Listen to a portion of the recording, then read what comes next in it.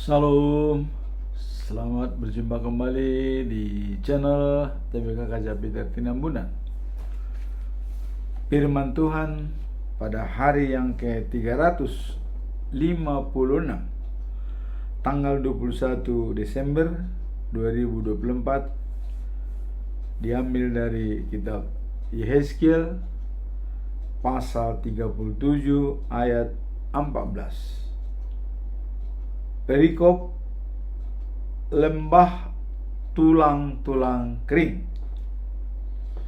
Sebagai nats atau ayat inti adalah, Aku akan memberikan rohku ke dalammu sehingga kamu hidup kembali, dan aku akan membiarkan kamu tinggal di tanahmu, dan kamu akan mengetahui bahwa Aku Tuhan yang mengatakannya dan membuatnya. Demikian firman Tuhan. Sebagai bacaan pagi adalah diambil dari Markus pasal 13 ayat 32 sampai dengan 37. Perikop, tidak seorang pun tahu hari dan jamnya. Tentu hari kedatangan Tuhan. Dan bacaan malam diambil dari Yesaya pasal 12 ayat 1 sampai 6. Nyanyian syukur. Itulah firman Tuhan pada hari ini. Dan sebelum kita masuk dalam perikop hari ini, kita biasanya tetap mengambil pedoman kita selama bulan Desember, yaitu dengan topik kenakanlah perlengkapan senjata terang, dan dijabarkan dalam Yohanes pasal 1 ayat 9. Terang yang sesungguhnya yang menerangi setiap orang sedang datang ke dalam dunia. Jadi terang yang sesungguhnya yang menerangi setiap orang sedang datang dalam dunia. Ini di hari-hari terakhir ini atau bulan Desember, selama bulan Desember, terang itu datang ke dunia. Siapakah terang itu? Itulah Yesus Kristus. Dan Allah sudah berfirman, begitu besar kasih setia Allah kepada umatnya, Ia mengirimkan anaknya yang tunggal, supaya siapa percaya kepadanya tidak binasa, tapi beroleh hidup yang kekal. Jadi terang yang dikirim tersebut adalah untuk membuat hidup kita menjadi lebih baik. Artinya terang itu menjadi penuntun kita dalam menjalani kehidupan sehari-hari. Dalam Yohanes 1 ayat 14 dikatakan, Firman itu telah menjadi manusia dan diam di antara kita, dan kita telah melihat kemuliaannya, yaitu kemuliaan yang diberikan kepadanya sebagai anak tunggal Bapa, penuh kasih karunia dan kebenaran. Nah, jadi anaknya yang tunggal itulah yang menjadi terang bagi kita, terang dunia, untuk menghindari kita dari belenggu-belenggu kegelapan. Ini berkumandang terus selama 1 bulan ini, bahwa terang adalah penuntun kita untuk menuju life after life, atau kehidupan setelah hidup saat ini. Nah, kemudian lebih jelas lagi bahwa terang yang sesungguhnya itu adalah Yesus. Dan ini sudah dinyatakan oleh Yesus dalam Yohanes pasal 8 ayat 12. Ya. Pasal 8 ayat 12 dikatakan bahwa akulah terang dunia. Barang siapa mengikuti aku, ia tidak akan berjalan dalam kegelapan, dan dia akan memperoleh hidup yang kekal. Karena terang itu adalah dari Allah, dan Allah sendiri merupakan terang yang dinyatakan oleh Tuhan Yesus Kristus dalam Yohanes pasal yang ke-8 ayat 12. Akulah terang hidup,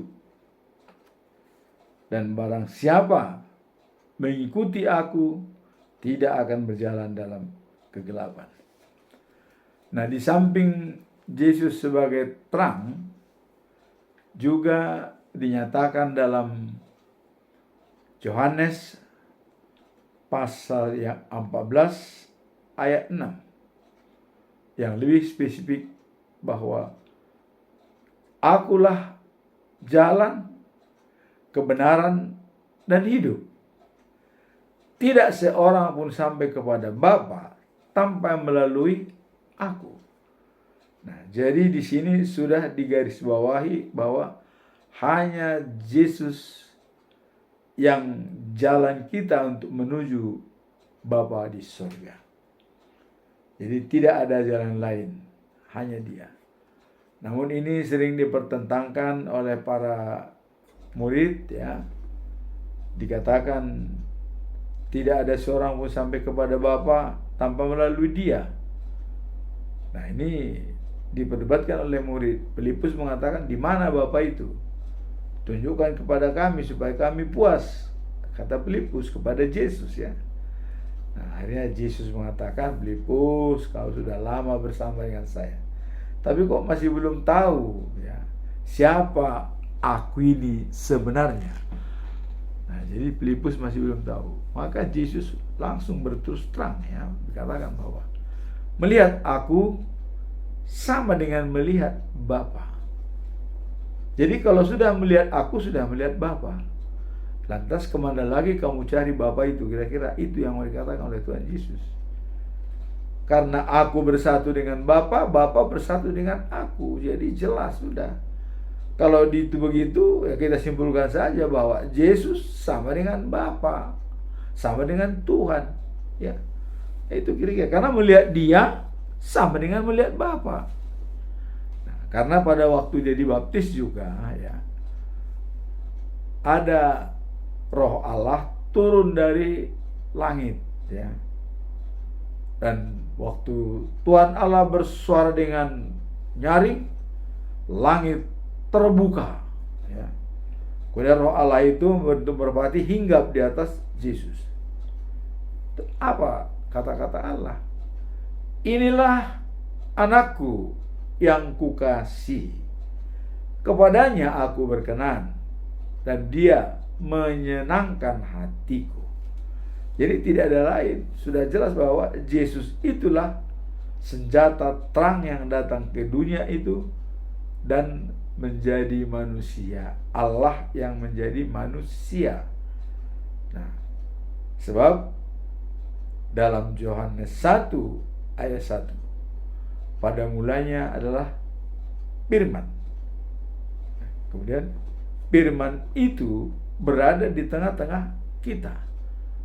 Dan firman itu sendiri adalah Allah. Itulah kebenaran firman. Jadi kebenaran firman di sini apabila kita semua menganggap bahwa Tuhan sama dengan Yesus, sama dengan Bapa, sama dengan Allah, sama dengan Roh Kudus.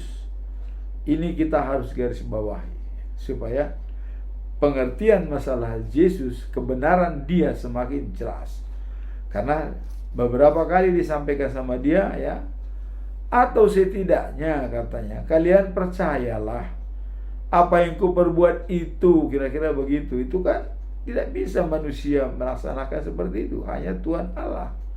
Nah, jadi kalau sudah begitu, ya, mari kita yakin bahwa Yesus itu sama dengan Tuhan. Itulah yang bisa kita lihat. Nah, kemudian kalau kita lihat kesimpulan daripada senjata terang ini, ya, ada 4 yang bisa kita lihat kesimpulan daripada senjata terang ini. Pertama adalah dia benar-benar dalam melawan kegelapan, senjata terang, sehingga kegelapan itu bisa disingkirkan, ya, dengan ketaatan dan dengan kemampuan terang yang berada dalam sanubari kita. Seperti Paulus mengatakan, habis gelap terbitlah terang.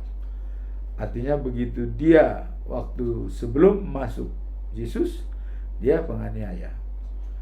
Nah, sekarang kita masuk dalam perikop hari ini. Perikop hari ini adalah Yehezkiel pasal 37 ayat 14. Aku akan meniupkan napas dalam diri mereka.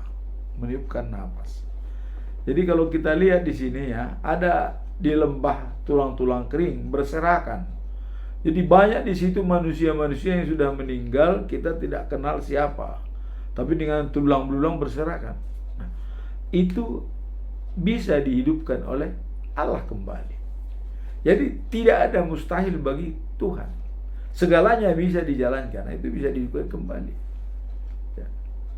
Nah, maksudnya di sini pengertian yang sebenarnya, artinya orang yang sudah mati sesuai dengan janji Tuhan akan dibangkitkan. Jadi apa bedanya dengan lembah tulang belulang itu? Sama dengan mati. Hanya mati itu ada dikubur dengan baik, ada yang tidak dikubur sama sekali atau berserakan, bahkan dimakan oleh binatang buas. Ini pun bisa dihidupkan oleh Tuhan. Karena dengan kuasa dan pikiran Tuhan, ya, itu memang lebih mengutamakan kasihnya kekal dan abadi. Jadi kalau dalam perikop ini, ya, apa sebenarnya makna yang bisa kita ambil dari perikop ini? Makna dan pesan moral dari ayat ini apa? Ayat ini menyampaikan pesan yang di dalam tentang pemulihan dan harapan yang diberikan oleh Tuhan kepada umatnya. Jadi adanya pemulihan dan harapan.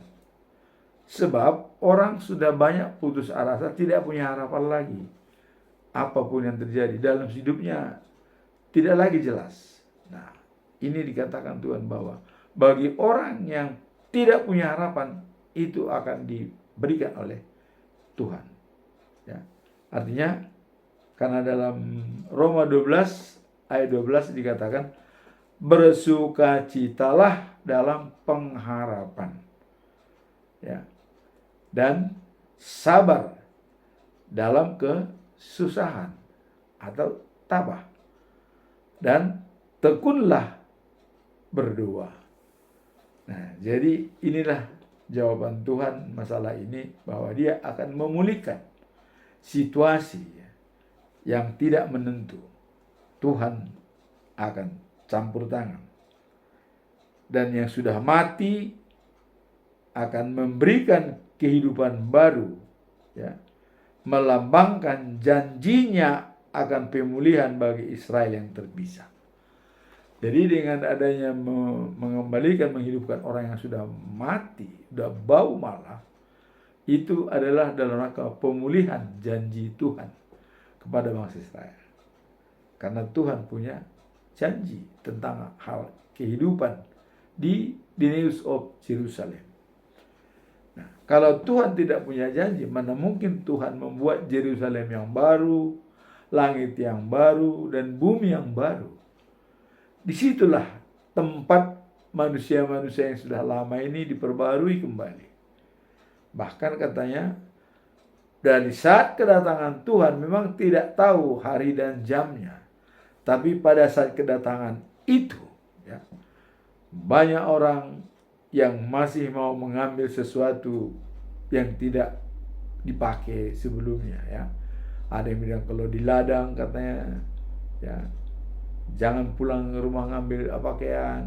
Kalau kamu di dalam suatu permainan, biarlah di situ. Kalau ada di atas atap, ya, tinggallah di situ pada saat kedatangan Tuhan. Namun tidak ada yang tahu siapa yang tahu kedatangan Tuhan. Tidak tahu. Nah, sehingga dengan perikop ini, tulang belulang yang sudah berantakan itu bisa dihidupkan oleh Tuhan, dipulihkan kembali. Nah, demikian juga lah janjinya kepada kita. Nah, sekarang apa makna daripada perikop ini? Nah, dalam konteks ini Yehezkiel berbicara tentang lembah tulang kering yang melambangkan umat Israel yang telah kehilangan harapan.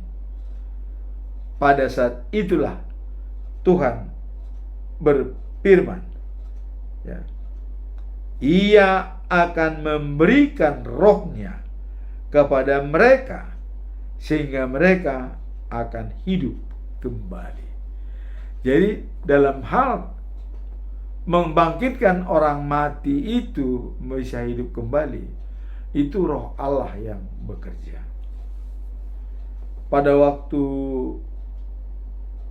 malaikat Gabriel mengatakan kepada Maria bahwa kamu akan melahirkan seorang putra namanya Yesus. Maria bilang, dari mana dasarnya? Saya tidak kenal laki-laki. Bagaimana mungkin begitu? Tapi roh malaikat Gabriel menjelaskan, ya, katanya kepada Maria, roh Allah yang akan membuat itu semua terjadi. Nah, dalam hal ini pun dikatakan bahwa roh Allah yang akan mengembalikan, menghidupkan kembali tulang belulang yang sudah berserakan. Nah, sehingga apabila orang sudah hidup baru dengan roh baru, akan dibawa ke the News of Jerusalem yang baru. Dan di sanalah, di penghakiman itulah terakhir, apakah semua orang yang datang di sana yang sudah diberikan tempatnya. Kalau di sebelah kanan itu kata Tuhan adalah domba, di sebelah kiri adalah kambing. Dengan ilustrasi sebelah kanan adalah melaksanakan apa yang diperintahkan Tuhan, tapi yang di sebelah kiri mereka berleha-leha dan tidak patuh kepada Tuhan. Maka hukumannya Tuhan akan memberikan. Nah, sekarang apa makna perikop Yehezkiel ini? Bahwa lembah tulang kering dihidupkan kembali oleh Tuhan. Makna perikop ini ialah kekuatan Tuhan untuk memberikan kehidupan kembali, ya, pada umatnya yang telah kehilangan harapan. Jadi orang yang sudah kehilangan harapan, ya, dia akan dipulihkan kembali seperti, ya, tulang, ya, yang berserakan dapat hidup kembali. Bahkan tulang-tulang yang di dalam air pun, yang mati di air atau di sungai atau di laut, itu dikembalikan, bisa dikembalikan. Inilah jaminan dari Tuhan bahwa satu pun manusia di dunia ini tidak luput dari pantauan Tuhan. Apapun tugasnya, bagaimanapun kedudukan, dan bagaimanapun tinggi jabatannya, Tuhan tetap melihat dari surga apa yang kita lakukan. Nah, kemudian makna yang kedua adalah pada Tuhan tidak ada istilah putus asa atau mustahil, tidak ada. Nah, dengan demikian Tuhan selalu hadir untuk menuntun kita keluar dari kegelapan menuju terang baru. Nah, jadi Tuhanlah yang menuntun kita dari kegelapan sampai kepada terang baru. Itulah makna daripada perikop ini. Bagaimana dengan pesan moral dari perikop ini? Ialah di dalam situasi yang paling putus asa sekalipun, dalam putus asa sekalipun, tidak punya harapan sama sekalipun, ya, Tuhan selalu memiliki rencana untuk pemulihan dan kehidupan baru. Nah, sehingga apapun yang akan diperbuat oleh Tuhan, kasih-Nya kekal dan abadi. Baik itu diberikan cobaan atau ancaman jiwa atau kebaikan, selalu mewujudkan kasih-Nya kekal dan abadi. Nah, sekarang kita masuk dalam bacaan pagi, ya. Diambil dari kitab Markus pasal 13 ayat 32 sampai 27. Tidak seorang pun tahu hari dan jamnya Tuhan untuk melayat dan datang ke bumi ini. Tidak ada yang tahu. Tapi pastikah? Pasti. Ya, karena Tuhan sudah mengatakan akan menghidupkan yang sudah mati. Baik pun tulangnya berserakan atau tidak ketahuan lagi bagi manusia. Itu mustahil, tapi bagi Tuhan tidak ada yang mustahil. Nah, maka perlu untuk berjuang dari setiap saat juga sampai tua, datang dan tetap mengandalkan Tuhan. Nah, kemudian di sini dikatakan tidak seorang pun tahu hari dan jamnya. Nah, dalam perikop ini, hanya Allah yang tahu kapan hari dan saatnya. Sehingga kita perlu selalu siap dan berjaga-jaga. Kalau kita lihat makna dari perikop ini mengenai hari dan jamnya, ya, dikatakan kita perlu berjaga-jaga dan siap setiap saat. Jangan sampai Tuhan datang, ya, punya yang jaga rumah tertidur. Nah, kalau Tuhan datang menjaga rumah tertidur, nah terus apa yang bisa diperbuat? Tidak ada, ya. Nah, jadi perlu kita renungkan apa makna dari perikop ini. Makna perikop ini yang pertama adalah hanya Allah yang tahu kapan hari dan saatnya, sehingga kita perlu setiap saat siap sedia dan berjaga-jaga. Karena Allah yang tahu hari dan jamnya kedatangannya, maka kita perlu bersiap-siap. Siap terus setiap hari, ya, kita selalu siap. Dan bagaimana kita supaya siap setiap hari? Kan tidak mungkin kita 24 jam tidak tidur. Nah, disinilah kesiapan kita berbeda dengan orang bodoh dan orang cerdik. Kalau orang cerdik, dia tidak bisa menjamin besok hidup. Maka untuk mencapai itu dia selalu berdoa dalam setiap aktivitasnya. Itulah gambaran daripada orang cerdik. Dia selalu berhubungan dengan Tuhan. Bagaimana dengan orang bodoh? Orang bodoh itu bisa tutup mata dan mati. Kenapa dia tutup mata? Karena berpikiran tuh bagaimana nanti. Masih ada hari, masih ada waktu. Kenapa harus sekarang dikerjakan katanya? Masih ada waktu. Ya. Jadi masih boleh ditunda. Padahal kedatangan Tuhan itu tidak ditunda dan tidak tahu jamnya hari apa. Nah, maka tadi dikatakan perlu kesiapsiagaan. Nah, kemudian makna yang kedua dikatakan bahwa dalam menanti,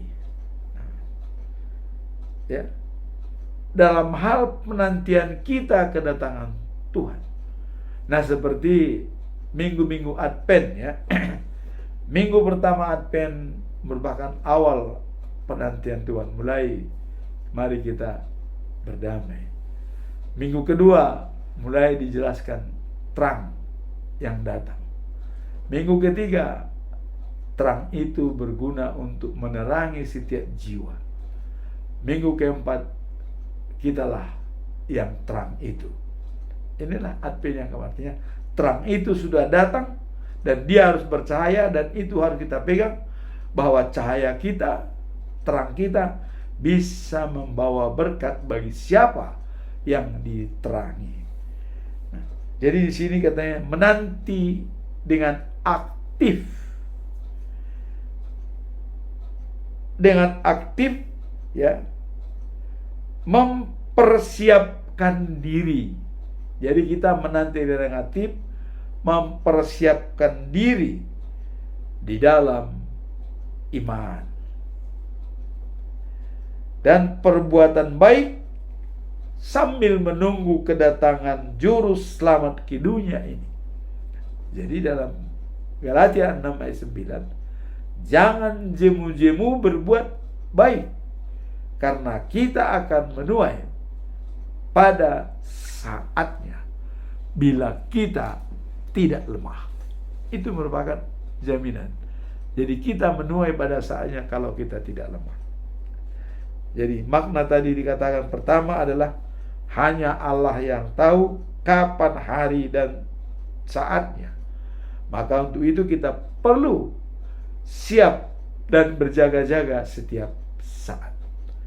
Poin yang kedua dikatakan menanti dengan aktif, mempersiapkan diri dalam iman.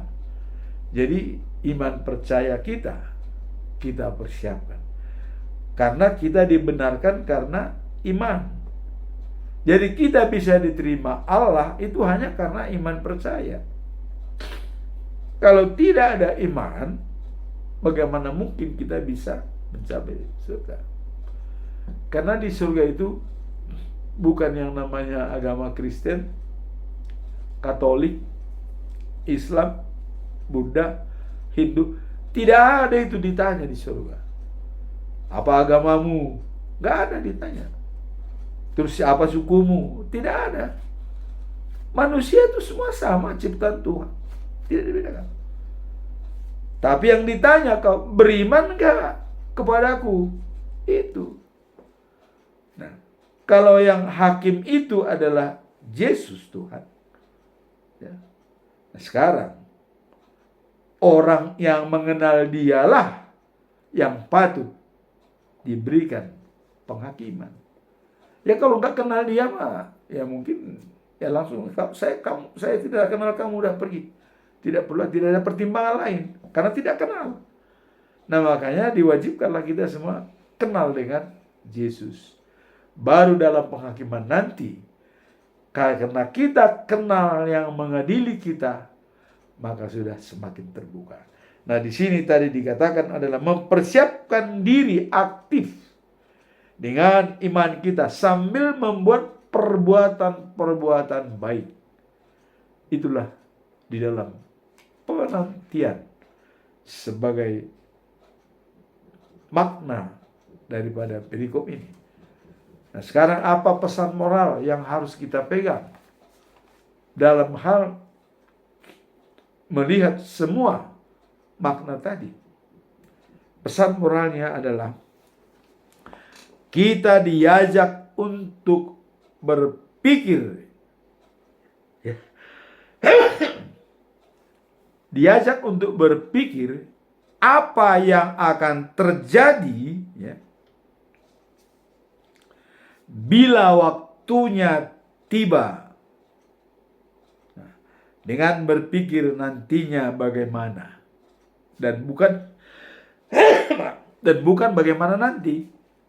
Jadi kita diajak untuk berpikir, ya, dalam hal pesan moral pada saat ini, nantinya bagaimana. Jadi sebagai pesan moral di sini adalah kita diajak untuk berpikir apa yang akan terjadi. Jadi sebagai pesan moral, kita diajak untuk berpikir apa yang akan terjadi bila waktunya tiba. Jadi di sini dikatakan kita mempersiapkan diri. Artinya jangan sampai berpikir bagaimana nanti. Ya, artinya kita lihat aja. Oh, itu tidak boleh. Harusnya nantinya bagaimana? Kalau dia datang tiba-tiba menjemput kita, kita siap. Artinya tidak lagi ragu kapanpun waktu tiba untuk menjemput. Ini yang mau dikatakan dalam pesan moral daripada perikop ini, bahwa lembah-lembah kering, tulang-tulang sudah berserakan, itu dihidupkan oleh Tuhan kembali. Jaminan bahwa harapan bagi orang yang sudah putus harapan, dikembalikan harapannya oleh Tuhan. Dan kuncinya percaya dan datang kepada Tuhan. Sekarang kita masuk dalam bacaan malam, diambil dari Yesaya 12 ayat 1 sampai 6. Ini nyanyian syukur. Nah, dalam ayat ini, ya, pujian dan syukur kepada Tuhan. Dan dalam ayat ini, ya, Paulus, ya,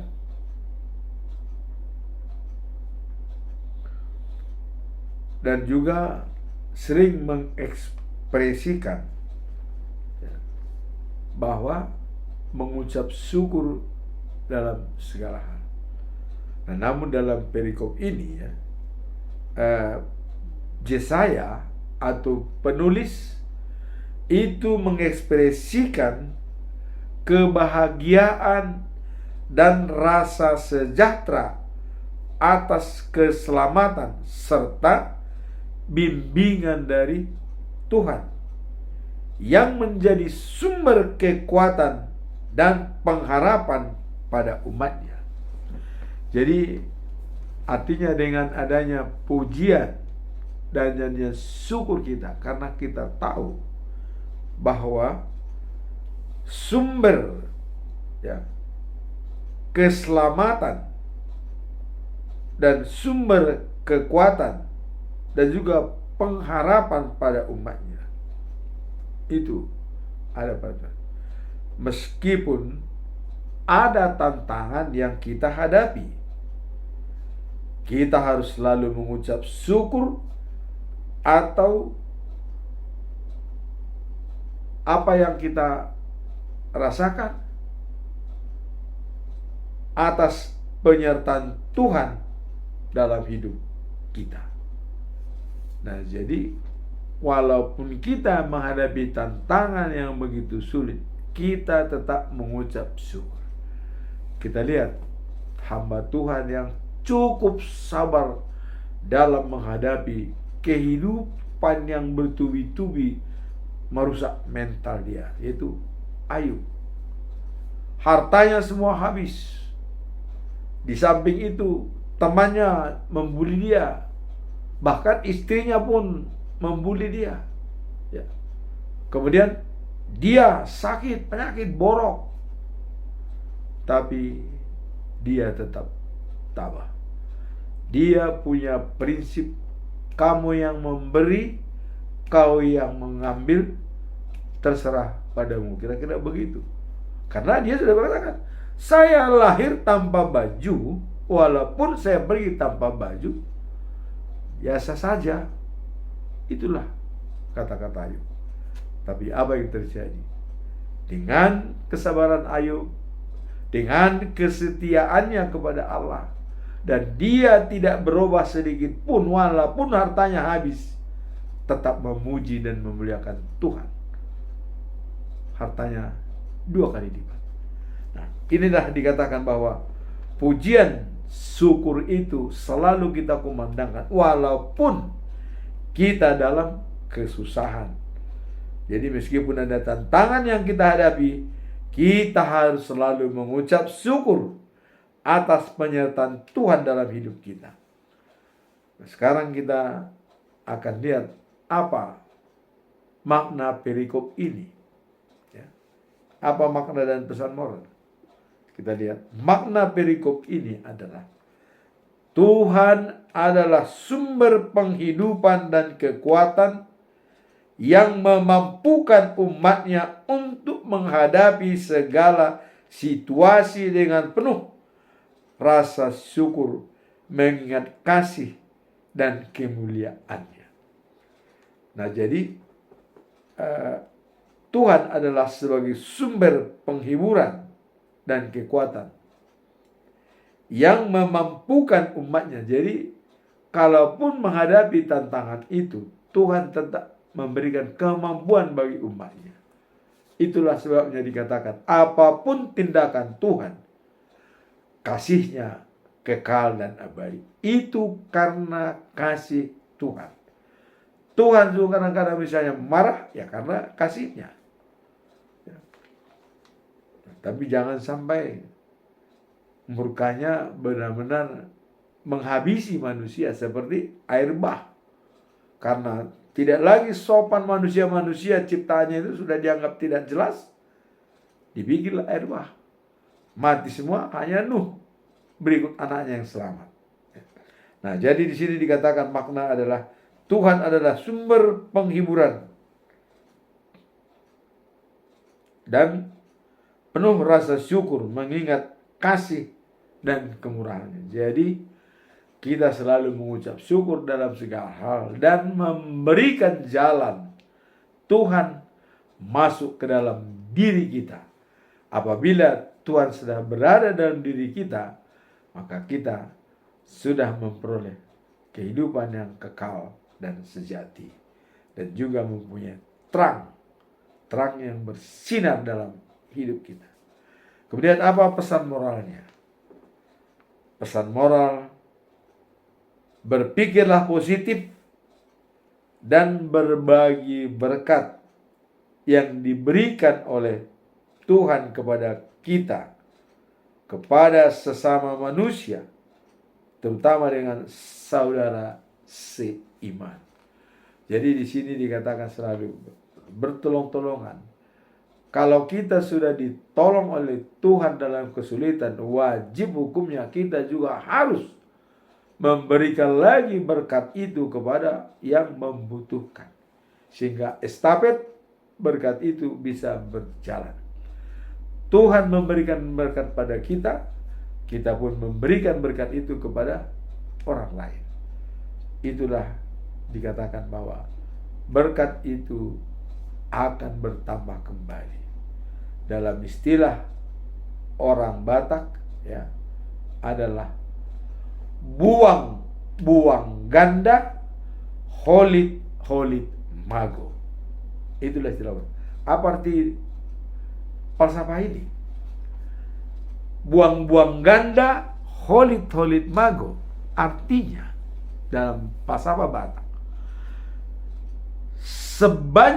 selama kita tak memberi, itu akan bertambah semakin banyak. Itulah dikatakan buang ganda. Memberi, memberi, memberi, dan bertambah berkat itu. Tapi kalau holit mago, semakin kikir kita, semakin kikir, semakin tidak diberikan. Semakin kikir, semakin tidak diberikan, semakin habis. Itulah falsafah orang Batak. Buang-buang ganda, holit mago. Nah, di sini dikatakan tadi pesan moralnya adalah berpikir positif dan berbagi berkat yang diberikan oleh Tuhan kepada kita. Inilah ungkapan syukur kita, ya. Dikatakan oleh Yesaya, nyanyian syukur, ya, dalam ini pujian dan syukur kepada Tuhan, ya. Dalam ayat ini penulis mengekspresikan kebahagiaan dan rasa syukur atas keselamatan serta bimbingan Tuhan.